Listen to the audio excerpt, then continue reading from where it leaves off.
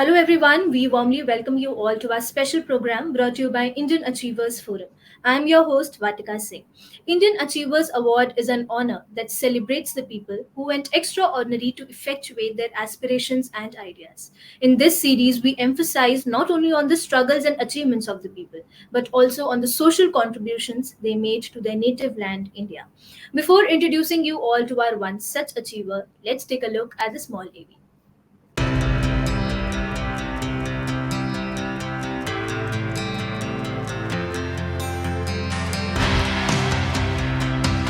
Indian Achievers Forum is driven by a full-fledged advisory board. The board consists of experienced personalities who have excelled in their respective careers. Together, the forum organizes conferences, events, workshops, exhibitions, trade shows, and B2B initiatives in India as well as abroad. Where there is passion, there is achievement. And where there is achievement, there is Indian Achievers Forum.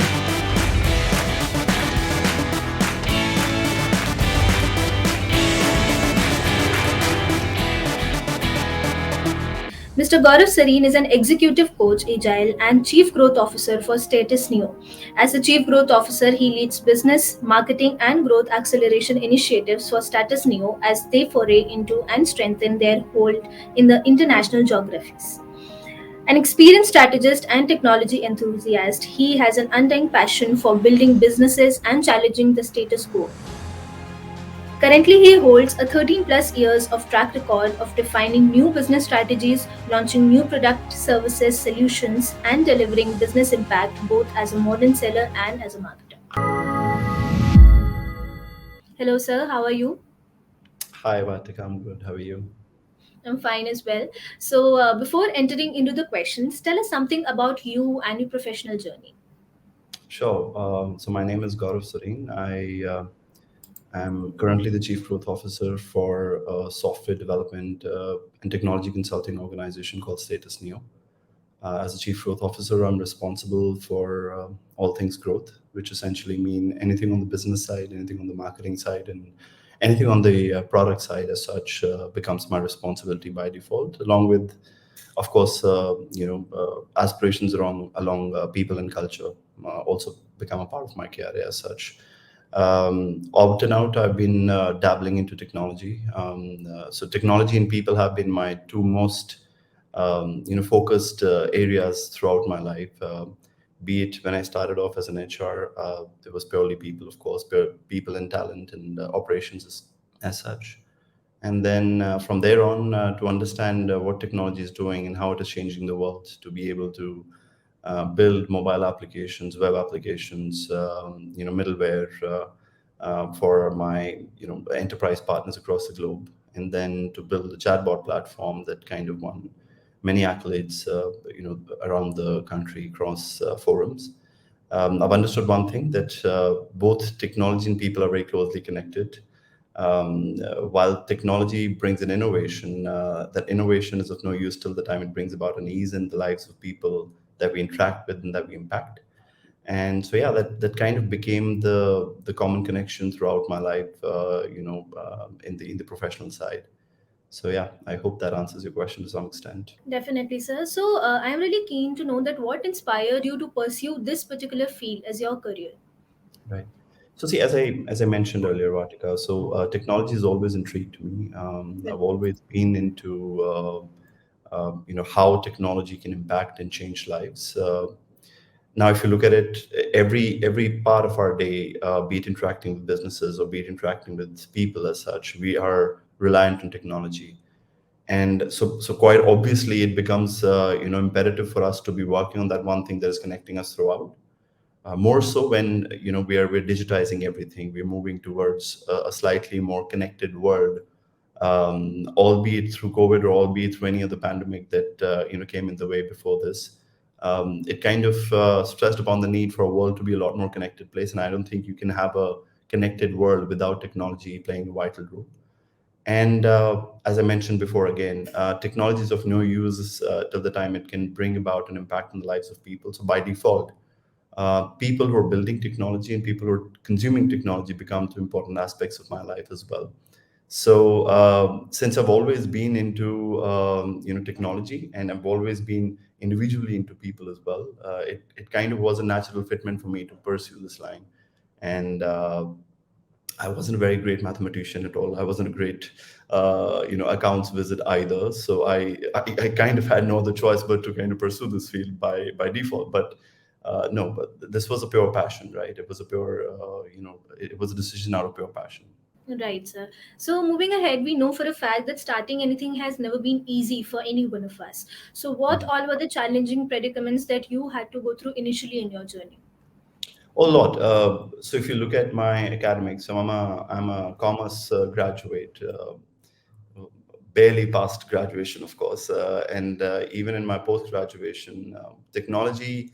Whilst I was always interested in it, but academically, I never really pursued it as such. So one of the bottlenecks that I had while I was starting off in this space was, a deeper understanding of technology, what is happening on the back end, how it implicates the front end, and how front end in turn kind of interacts with the user as such. So for me, it was always easy to understand the front end layer and how it is interacting my users as such who are experiencing it.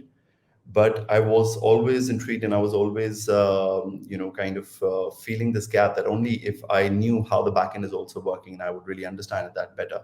So to begin with, that was a clear cut bottleneck for me. I had to spend a lot of time reading about technology. I had to spend a lot of time understanding how each of the tech stacks that we operate and how they're implicating the front end and the experiences as such, how the entire life cycle of my user as he or she interacts with any application or any product as such kind of changes with what happens in the back end, right? So that was one bottleneck for me. And because of that, what happens is that people are very perceptive in the space that you're in. If you do not have an academics to support what you're trying to do, you kind of get judged. So of course I faced that early on in my life, but uh, thankfully I've always had the right mentors to work with. I've always had the right people to work with. So for example, my current CEO and founder, Karan Nangru, he's extremely open to the idea that, hey, listen, all you need to understand is how technology is implicating larger businesses and how it is changing lives as such. You need to have an understanding of what backend is and how it works, but you don't really need to go knee deep into it, right? And as long as you understand the bigger objective of what technology is trying to solve. So people like him, people like my previous founders and CEOs and reporting managers that I've worked with, they've always understood that. So throughout my journey in this industry, in this domain, I've had very supportive people, despite the earlier challenges that I had. And then come to think of it, a non-technology background guy, co-partnering with technology background people to build one of the biggest chatbot platforms in the country was a challenge in itself, right? You don't, even if you're putting in the hours, even if you're putting in the hustle, even if your brain is working in a particular way that is right for the business, you still have that wee bit of element of doubt, in the people around you who want you to pair with some technology people so that there is no gap anywhere. Despite all of that, I think it's been a very, very blissful journey. I've had many opportunities, and brains enough not to miss them. So yeah, that's that. Right, sir. I'm sure that these challenges have made you much more stronger for all your future endeavors as well.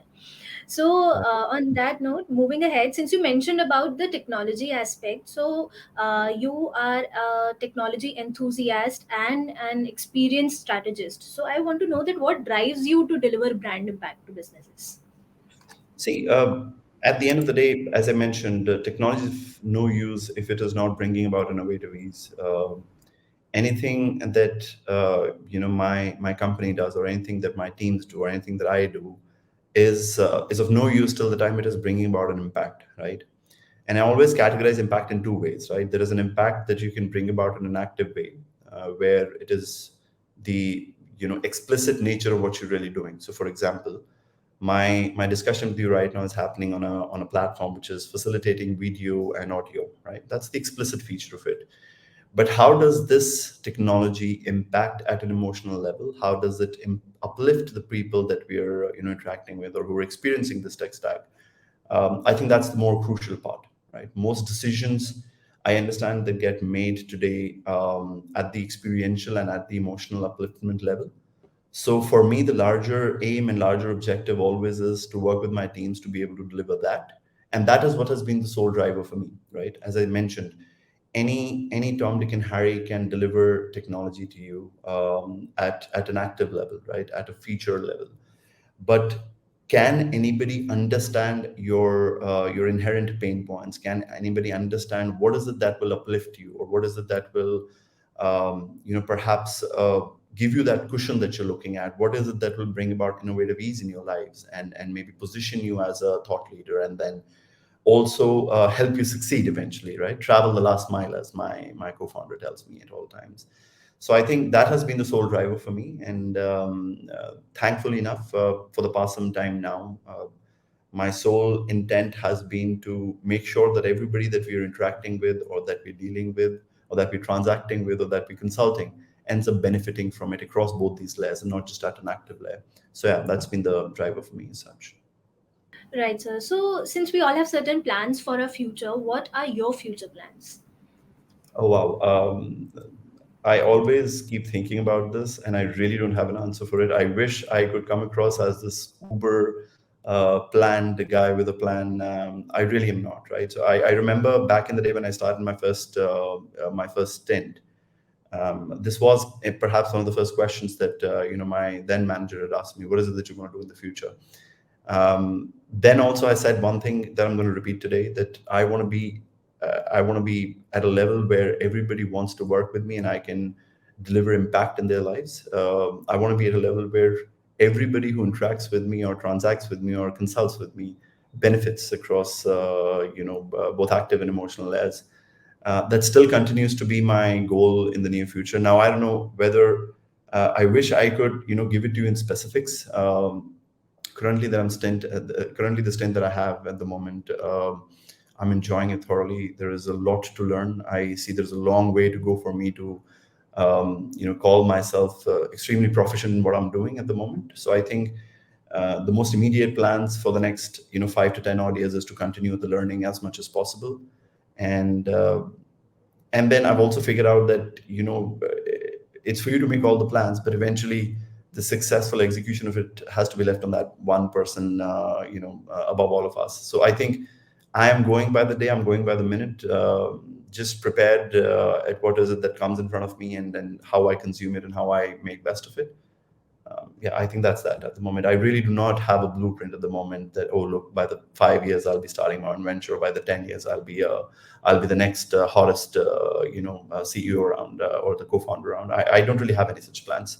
I will take it by the minute, and I'll take it by the day, and I'll make the best of it. So, sir, you must be knowing about the Atmanirbhar Bharat campaign prevailing in India right now. So, what are your views on this campaign?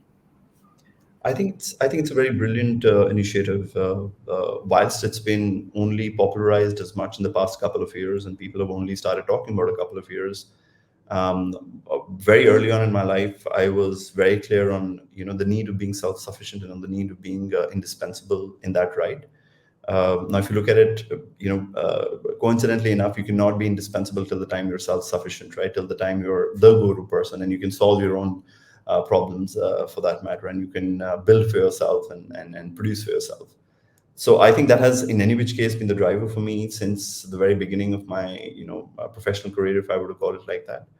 But now, with the Atmanirbhar campaign becoming all the more popularized, and all the more apparent in all the initiatives happening around, I think it is much better for the larger people who are just entering the world, of corporate, and of professionalism as such, to understand how important it is to be self-sufficient. And yeah, I'm all in for the spirit of this campaign, as long as it's executed and followed to the T, and it drives a larger impact. I'm all in for it. Okay, so sir, first of all, congratulations on winning the Indian Achievers Award. I really want to know that what was the feeling when you came to know that you have won the award, and who all have been your constant supporters in this journey? Oh, so I think I was pure elation is how I would define the feeling, right? From the time that you fill the nomination, and then there is a certain bit of prospecting done on the kind of work you've done, via your LinkedIn profiles, or your contacts that you've already had there. Uh, whilst you anticipate good things, whilst you manifest the good things in your life, that they're going to happen, but the second they happen, of course, it catches you by surprise. And for the most immediate feeling is elation. I was ecstatic, I was very happy, of course, but then it kind of puts on you a greater responsibility to kind of continue what you're doing, and achieve bigger things in life, of course. So that's number one. Immediate supporters for me, it has always have been my family, the people that I've learned from. And now that I've said that, I think anybody and everybody that I've interacted with or that I've learned from, the opportunities that I've taken, the opportunities that I've missed, the people who did bet on me and the people who did not bet on me at the same time, right? I think all of them I have to be thankful to. They've been supportive to me in their own ways, sometimes more direct, sometimes not as much. But most of all, of course, my family, right? They put in a lot of faith, and they invest a lot in me. I know for a fact that it is not easy to handle me, so they put up with me. So it's a big contribution in itself. And yeah, that's that. I think above all, you've got to be thankful to the universe to be doing good things to you. And yeah, that's that. All right, sir. So before concluding this session, you know that IF is followed not only by mainstream organizations, but also those young minds who aspire to be like our achievers someday. So what is that one message you'd like to give them? There is no replacement for the hustle. There is no replacement for putting in the hours. There is no replacement for the need um, uh, to be self-sufficient, to be indispensable. There is no replacement to. Of course, smart work will open doors for you. Will start conversations for you. But what will get you through the line? What will get you across the finish line is the ability to understand that starting, while it might be good, but it is extremely crucial for you to cross the line, right? And for that, you will have to put in the hours, you will have to hustle, you'll have to problem solve. And there is no replacement for that. So do not look at any sort of shortcuts. I know by the way, I have tried them myself, and I know I've failed miserably whenever I've tried a shortcut. So my honest, advice, if at all I'm in a position to give that, I think I'm still a long way to go before I can advise anybody at that level. Just put in the hours. There is no other replacement for that. Just be prepared to be broken down. Just be prepared to be shown the way. Just be prepared to uh, be be put up on the head, and then at the same time thrown down. I mean, that's all part of life. But then you keep on with the hustle. You keep on with the hours that you're putting in. Of course, use your mind at all times, but mind will never replace the hours. It's as simple as that. So yeah, that's what I would like to say to the people who are just starting out now. That I must say is a great piece of advice. Thank you so much for joining with us today. It was a pleasure talking to you, and we hope that you continue to inspire people of all ages forever. Thank you so much, I sir. hope so too, Vatika. Thank you so much for your time. Really appreciate it.